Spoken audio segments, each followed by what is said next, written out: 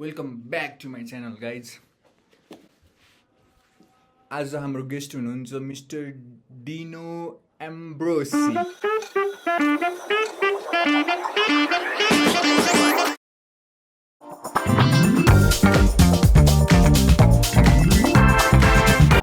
I grew up in California, just south of San Francisco, in a little beach town called Half Moon Bay. You were actually a world record holder in the game Thumb Drift. Yeah, how did you know?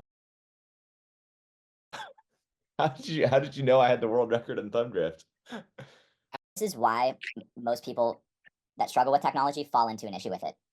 It starts with using your phone as a response to some form of discomfort. For me, it was stress. And that just leads to avoidance of whatever problem led to this discomfort, which is almost always going to lead to more discomfort, right? The more you push something off, the more uncomfortable it gets. And when that additional discomfort arrives, well, now you've already started to basically train yourself to run away from it by turning to your phone.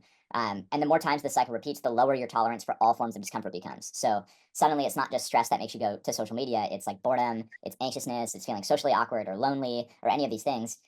This is just kind of an instant escape from all of it. So what can happen really quickly is your phone can go from being this awesome tool that makes your life better to basically being like a digital pacifier. I don't know if you use that term over there, but pacifier is like the thing that like babies suck on when they're crying. So it's a way to just like ease uncomfortable emotions. And that I think is a really damaging thing, because basically you have like a baseline level of dopamine that's circulating in your brain all the time. And different people have different baselines. It's something that's just genetically influenced. How much dopamine you have circulating in your brain plays a huge role in how motivated and how energetic and how positive you feel. The more dopamine you have, the easier it is to experience pleasure, the more likely you are to get yourself to do difficult things. So your dopamine level really matters. The reason this is important to understand is because when you get this phasic dopamine release, right, when you have some super rewarding thing that happens, whether it's by surprise or you're anticipating a reward, you get this big burst of dopamine that gets released. And as a result, after that reward is finished, your dopamine level dips below baseline. Okay. So this is how the system is designed to work. You get this release above baseline, and then you dip below baseline, and you actually feel notably worse. Like after the reward wears off, you feel lower. You're less motivated. The problem is, because we always have access to behaviors that release dopamine, we don't actually have to wait for our dopamine level to get back to baseline. So what we can do is we can just re-engage in more and more dopaminergic behaviors to get our brain to make us feel good temporarily again. But of course, you don't have as much dopamine now. So it doesn't go all the way back up to where it was initially. It goes just above your baseline, and then it crashes even farther and crashes even farther and crashes even farther. So the reason this is important to understand is because if you are constantly engaging in these behaviors that release a ton of dopamine over and over and over again, you are basically lowering your baseline level of dopamine that's circulating in your brain all the time. And what that does is it makes you feel really, really lethargic and unmotivated and scatterbrained, and it's more difficult to do hard things because of that. I think like the very first step towards improving your habit is to become aware of it. Yep. So like, would you like to give any practical like tips that our audience can use? Like, Yes. For sure. Yeah. So I think you're 100% right. The first thing that has to happen is you have to become more aware. And specifically, you've got to become aware of the ways in which you unconsciously turn to this thing without realizing that you're doing it. And the problem is, a lot of the time we go onto TikTok, we're literally not aware that we're going onto TikTok. What you'll find is that if you were to delete the app without even realizing it consciously, your thumb will navigate to where that app was, even though it's not there. And that basically tells you like you have this ingrained habit that you are not even aware of that's driving your behavior. The best way that I found to become consistently more aware is to use an app called ClearSpace. That if I go to LinkedIn, you'll see that there's no newsfeed, right? So now when I'm on LinkedIn, the only things that I can do are like interact with people that are sending me requests. Yeah, that is I got you. So I can interact with habits, and I'm actually really close to publishing a first draft. And what I'll do is I'll share with you the video series and the printout like guidebook for it, where you can go through short daily activities and reflections to take these kind of tangible steps to better tech habits. And feel free to share it with people in your friend network as well over in Nepal. I'll give it to you for free. Just don't like repost it online and obviously make money off of it. But I'd love your feedback on it.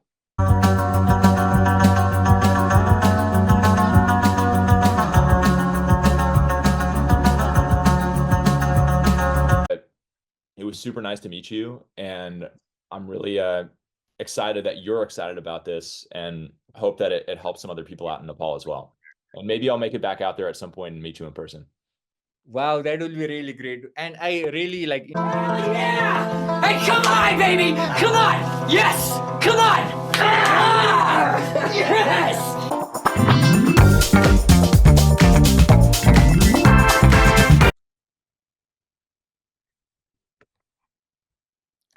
Yeah, so Dino, basically, I will first like to start with how I got stumble into your videos. Okay. So basically, my friend sent me this video. We were talking about procrastination and stuff like that. So my friend sent me this first video about inside the mind of master procrastinator. Yeah, Tim Urban. I love Tim Yeah, Urban. yeah. So basically, yeah, that was a great video, and that guy mentioned about. For sure. So the whole reason I got into this work is because I had a really unhealthy relationship with my phone for a very long time. So I grew up in California, just south of San Francisco, in a little beach town called Half Moon Bay. And I had a pretty awesome childhood. My phone wasn't really a problem for me for the vast majority of it. I think there were some times where I maybe used it a little bit too much, but then I went to university and it was a really hard transition for me. I like academically, school wise, way harder than anything I had ever done. And I fell behind in school. I failed my first test. And that was the first time I was like super, super stressed out for long periods of time.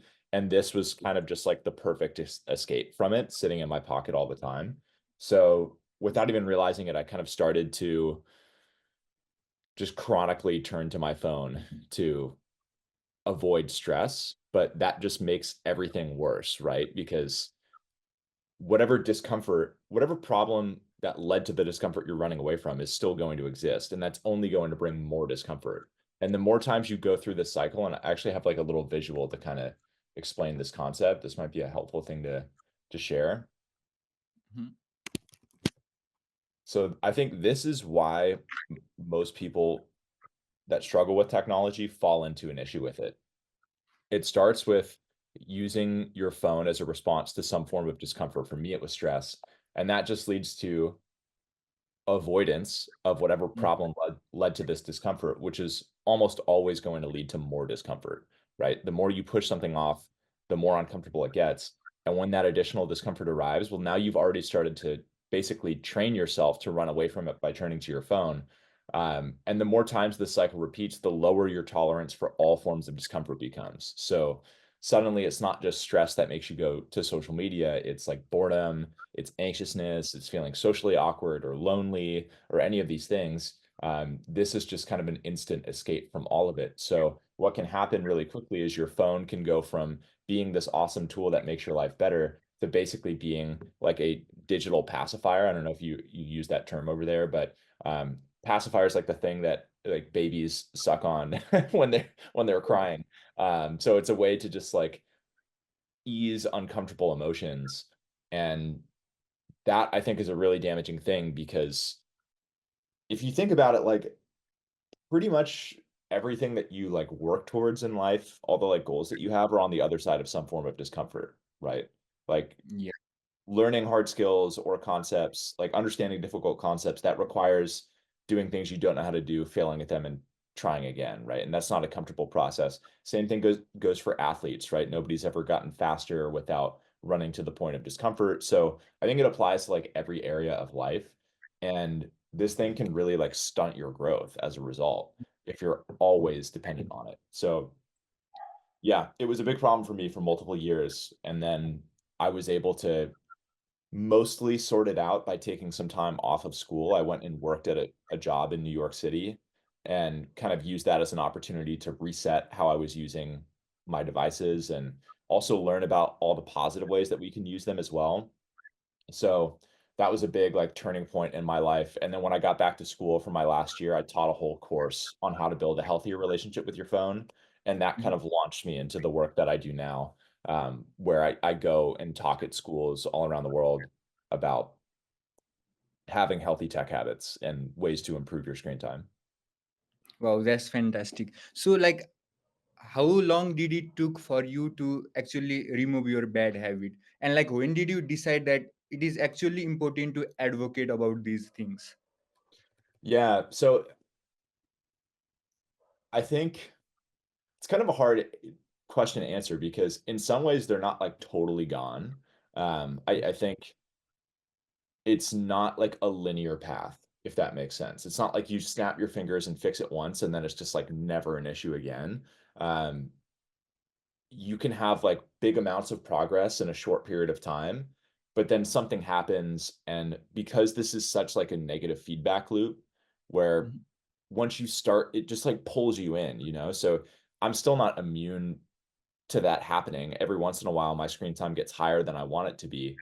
But I've gotten progressively better at bouncing back from setbacks, right? So actually, a lot of what will determine your ability to progress with this is the conversation that you have in your own head about what your screen time means about yourself. Because for a very long time, my the story that I was telling myself was basically that I can't handle this because I am weak as a person and I don't have control over my actions, um, because there's something like wrong with me. That was basically what I was internally saying.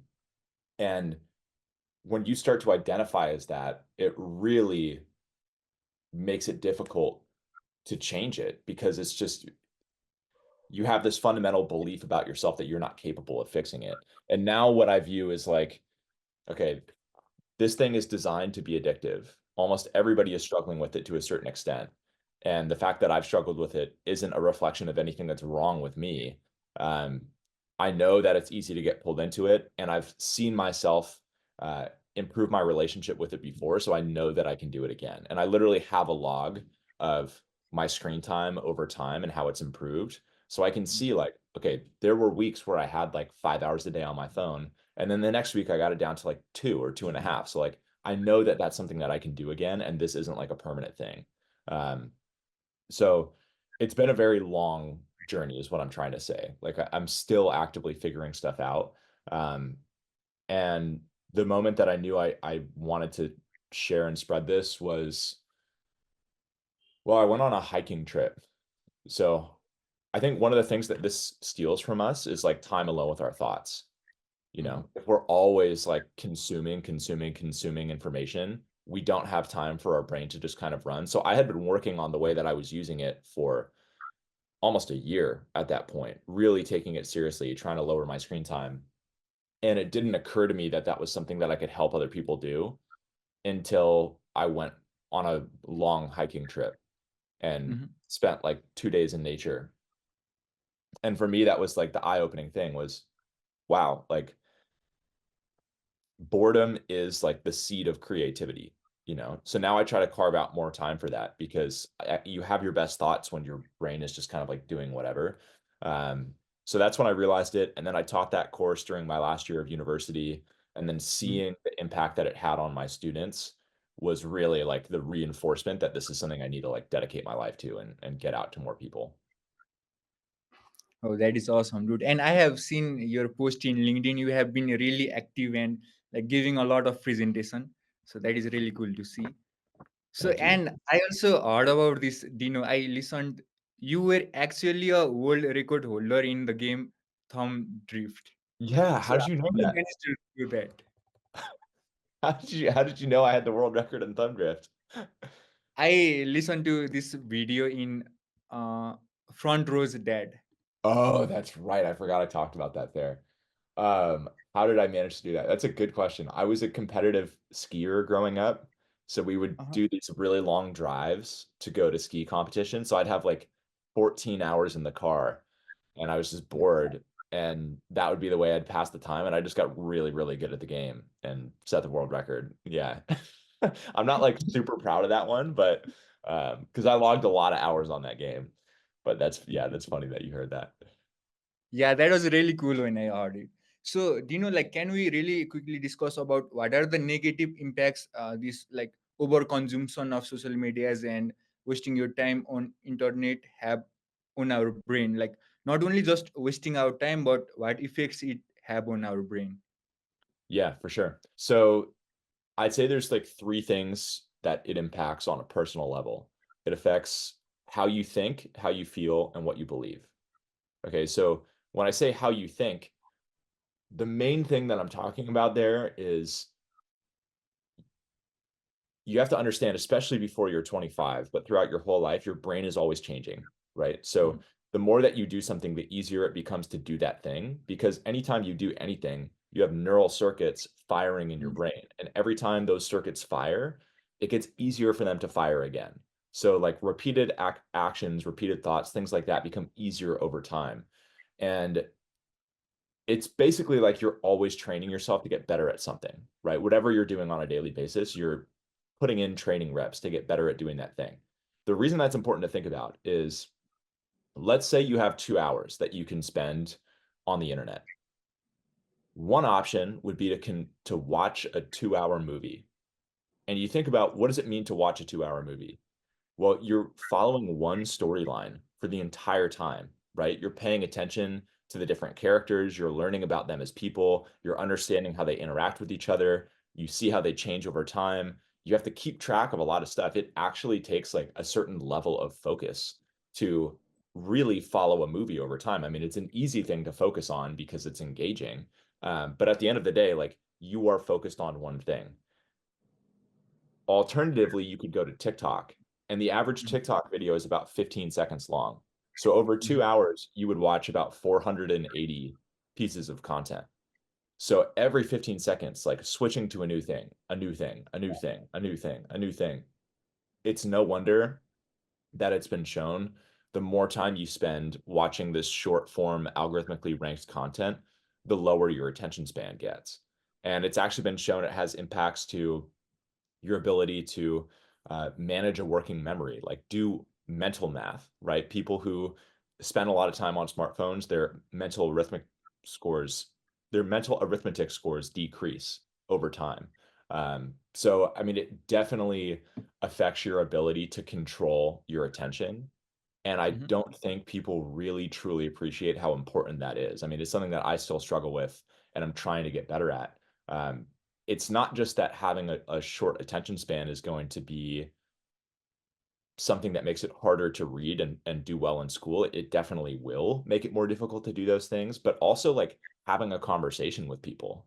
You know, if you're talking to a friend and they start talking about something for more than 2 minutes, but you've just spent hours watching these 15-second videos, it's hard to stay focused on what they're actually saying, right? Like, you're not being an active listener.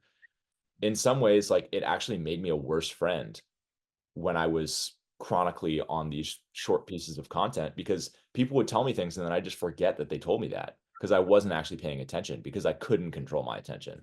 So attention span is important, and the way that we consume content really matters a lot. And that's not to say that it's the screens that are bad. Like, you can read a book through a screen, and that's functionally the same thing as reading it in a physical book. And that's one of the best ways to train your attention. So it's not that the screen itself is the problem. It's the content you consume on the screen. And there's a big difference between watching 2 hours of TikToks and watching a 2-hour movie or reading 2 hours of a book. So that's a super important thing to understand. There's also the impact to how you feel. So I'll do a brief explanation for you of how the dopamine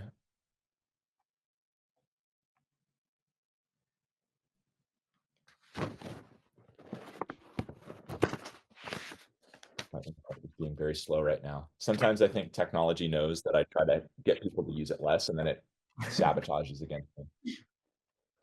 I think it is fine right now. All right. Okay, good. Let's just pull this.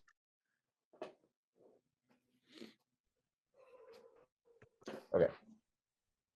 So how much have you heard about dopamine, the I would neurotransmitter? say I have decent knowledge about it. Okay, awesome. Yeah, so I think it's a super important thing to really understand, and it's often a little bit misunderstood. So it has this connotation and association of it's something that makes you feel good. It's like a reward chemical. That's actually not really what it does. I mean, it plays a part in that, but it's more of a motivation chemical. So dopamine basically gets released in your brain in two different occasions. You get it in response to an unanticipated reward. So let's say, a really good example of this is, like slot machines in casinos? Yeah, I do. Yeah. So the reason that slot machines are very addictive for people is because you pull this lever, and that action of pulling the lever leads to uncertainty around whether or not you are getting a reward, right? So you can pull that lever like 20 times and you don't get a reward, right? It ends up with the slots on different things. You lose money. It doesn't count towards anything. And then the 25th time you pull it, all of a sudden you get a jackpot, right? And so your brain didn't expect to receive that reward, and it makes it feel really good. It's like all the colors shine, like you won money. It makes you feel awesome. So your brain basically makes a note. It's like, hey, that behavior of putting in the money and pulling that lever to start the slot machine led to a reward that I did not see coming. So I need to remind myself to do that behavior more, because there was a prediction reward error is the term for it. So I thought that the behavior of pulling this lever was going to lead to this much reward, and instead I got this much. So it basically makes a note of that. So dopamine really helps us learn to do things, right? When we get a reward that we don't see coming, it's our brain basically saying, hey, go do that thing again. Now, once you've learned that something is rewarding, dopamine actually gets released prior to that reward happening. So it's in anticipation of the reward. It's the thing that motivates you to do whatever behavior, right? So if you, let's say, like walk into your kitchen and there's a big like pile of cookies sitting on the counter, you see those cookies and you get a big release of dopamine, because your brain is like, oh, I know that when I eat those cookies, it's very satisfying and rewarding. So that's when the dopamine kicks in and it motivates you to go eat them. Is our connection still okay? Yeah, it is good. Okay, good. So that's how dopamine is like released in bursts into the brain. The other important thing to know about it is there's two different ways it's released. So the ways that I just talked about, that's like phasic dopamine release. So that's like you get a big burst of it at once. It like floods your brain, and it either motivates you to do something or helps you learn to continue doing things. But it's actually always circulating in your brain. So you have like some level of dopamine that is constantly circulating. And this is called tonic dopamine release. So basically, you have like a baseline level of dopamine that's circulating in your brain all the time. And different people have different baselines. It's something that's just genetically influenced. How much dopamine you have circulating in your brain plays a huge role in how motivated, in how energetic, in how positive you feel. The more dopamine you have, the easier it is to experience pleasure, the more likely you are to get yourself to do difficult things. So your dopamine level really matters. The reason this is important to understand is because when you get this phasic dopamine release, right, when you have some super rewarding thing that happens, whether it's by surprise or you're anticipating a reward, you get this big burst of dopamine that gets released. And as a result, after that reward is finished, your dopamine level dips below baseline. Okay. So this is how the system is designed to work. You get this release above baseline, and then you dip below baseline, and you actually feel notably worse. Like after the reward wears off, you feel lower. You're less motivated. The problem is, because we always have access to behaviors that release dopamine, we don't actually have to wait for our dopamine level to get back to baseline. So what we can do is we can just re-engage in more and more dopaminergic behaviors to get our brain to make us feel good temporarily again. But of course, you don't have as much dopamine now. So it doesn't go all the way back up to where it was initially. It goes just above your baseline, and then it crashes even farther and crashes even farther and crashes even farther. So the reason this is important to understand is because if you are constantly engaging in these behaviors that release a ton of dopamine over and over and over again, you are basically lowering your baseline level of dopamine that's circulating in your brain all the time. And what that does is it makes you feel really, really lethargic and unmotivated and scatterbrained. And it's more difficult to do hard things because of that. So it's, I think, very important to realize like we have all of these artificial behaviors that are hijacking the way that our reward system in our brain works, right? We're not designed to be able to get massive reward in the form of dopamine release without putting in effort.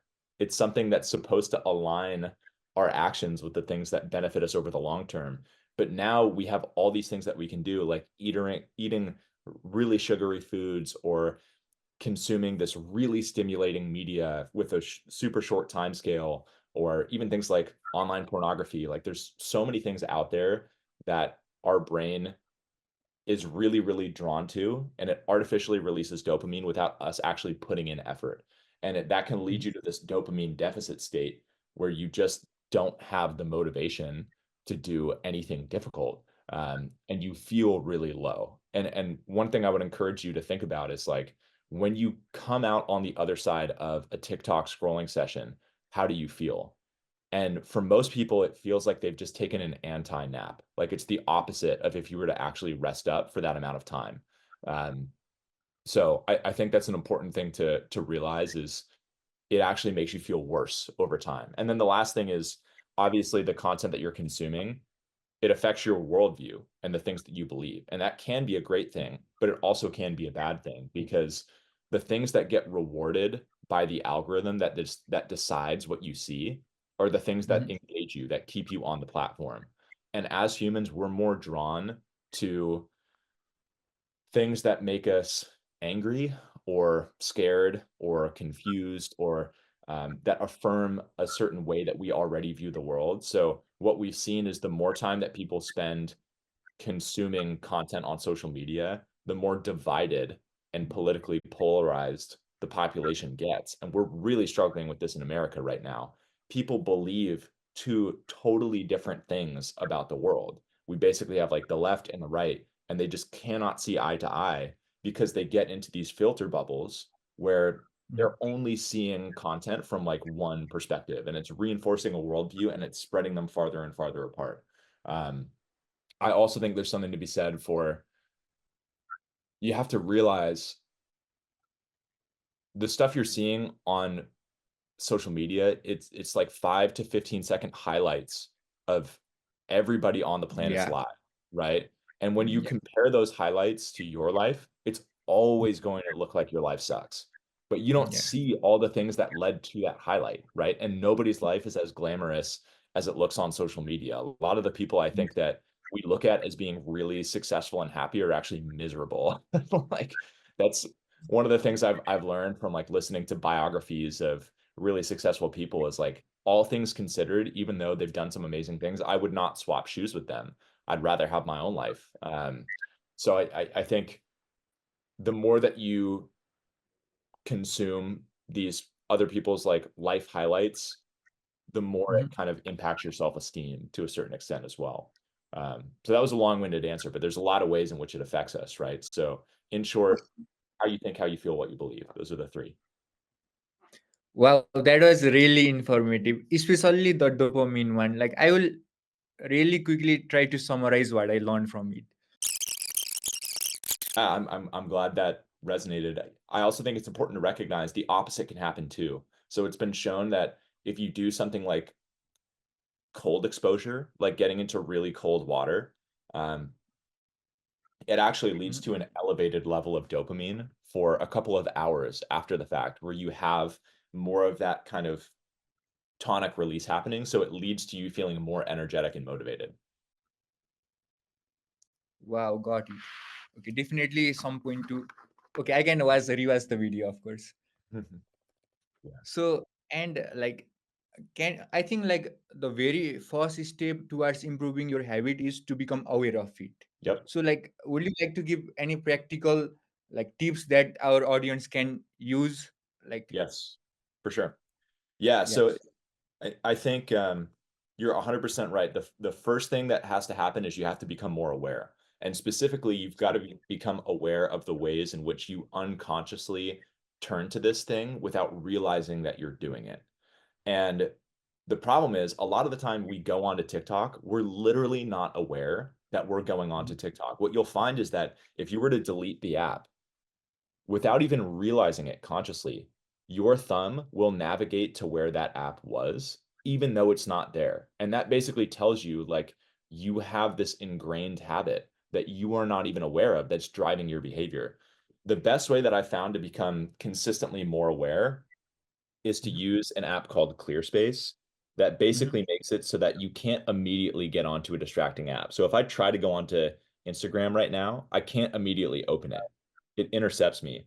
And I have to go through basically a 15-second breathing delay where I can see how some of my friends' screen time was from the prior day. And I can send them little messages of support. And then I can go ahead and decide I want to use the app, and it tells me, okay, how long do you want to use Instagram for? And I can say, okay, I'm going to go on for 5 minutes. After the 5 minutes are up, it kicks me off the app. I have to go through another 15-second breathing delay to get access to it again. And I only have 3 sessions a day on Instagram. If I do a fourth one, my friends will get a text message that I went over my Instagram limit for the day. So it's a very like thoughtfully designed kind of behavioral nudge that can push you in the right direction. So I think ClearSpace is awesome to set up. It's free to set up for one app. So whatever your most distracting app is, you can put ClearSpace on and it will interrupt you. Otherwise, you have to pay to do it for all of them.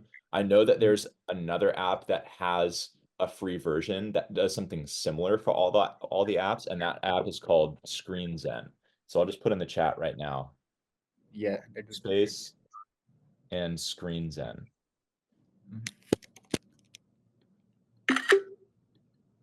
Yeah, so those ones are great. I don't know if Screen Zen is on Android. I know ClearSpace is, and I know that OneSec is as well. OneSec isn't quite as good as Screen Zen and ClearSpace, but similar concept and also available on Android. Does this app works on desktop as well? So ClearSpace has a Chrome extension Oh, that okay. does the same thing. There's also a thing called News Feed Eradicator. And what Newsfeed Eradicator does is really awesome. It basically makes it so that, like, if I go to LinkedIn, you'll see that there's no newsfeed, right? So now when I'm on LinkedIn, the only things that I can do are like interact with people that are sending me requests. Yeah, that is I got you. So I can interact with people that are sending me requests. I can look at my notifications and I can post things, right? But wow. I can search for people. So I can say like, I can look for your profile, but now by definition, like I am being intentional. I'm using it with a purpose. I'm following like reasons for using it. I'm not letting the newsfeed decide how I look at it. And you can set this up for YouTube and Facebook and all the other forms of social media, Reddit, on your laptop using Newsfeed Eradicator. And I think that's an awesome tool. Wow, I think this will really be useful for me as well. Newsfeed Eradicator. Definitely gonna install this. Yeah, so Dino, so like we know you have founded this Project Reboot. It's been about 3 years. So what is your ultimate mission with this? What are you trying to achieve with this? Why are you working so hard and giving so many presentations? So what is your main goal? Yeah, well, I basically want to make it so that every kid that gets onto technology has a roadmap to having a positive relationship with it. So I'm not trying to get people to stop using it. I still use Instagram and YouTube every day. My goal for everyone that interacts with Project Reboot is to get to the point where they have a relationship with technology where they are sticking to informed intentions that they have set for themselves. So I think there's some context that you need to have before you decide how you want to use these services. Like, you need to understand the fact that they're making money off your time and that they're basically hijacking your reward system to keep you on there. But once you know that, you can look at it and say, okay, well, these are the bad sides of it, but these are the ways in which I really want to use it. So given the value that it can add to my life, how much of my time is that actually worth? And what do I want my content diet to look like? How do I want to compare, watching movies and reading books to seeing things on YouTube or TikTok? What creators do I actually want to follow? Like, I want to give people the right set of questions to ask themselves to get super clear on what is their ideal relationship with non-productive technology, and then give them the toolkit and the resources and the accountability to make that a reality. And I want to scale that as large as I can. So it makes sense, I think, starting in schools, because I actually see in real time how people are reacting to the things that I'm saying. And I can get a sense of like what messaging is resonating with them and what isn't. And I've gotten really good, frankly, at talking to teenagers and getting them to realize that this is a problem that should be taken seriously. But I just want to scale up that impact to a global scale eventually and have like a main program that everyone can go through to reset their tech habits. And I'm actually really close to publishing a first draft. And what I'll do is I'll share with you the video series and the printout like guidebook for it, where you can go through short daily activities and reflections to take these kind of tangible steps to better tech habits. And feel free to share it with people in your friend network as well over in Nepal. I'll give it to you for free. Just don't like repost it online and obviously make money off of it. But I'd love your feedback on it. Wow, definitely, I will love it. Awesome. Yeah, that's great. So I'll be in touch with that. I should have the first draft of it done by the end of the month. So it's pretty close. And I can actually give you a little sneak peek of kind of how it looks. Basically, oh, did the wrong one. Is this the right screen? It shows the Canva one. Okay, good. Yeah. So yeah, it's a set of like activities and reflections that kind of lead you through all Wow. these different, there's just one a day for like 15 minutes. And there's a video that goes with each of these where we kind of talk through like why this is a helpful or important thing to do. So I'll send that over by the end of the month or early next month, and you can give it a shot.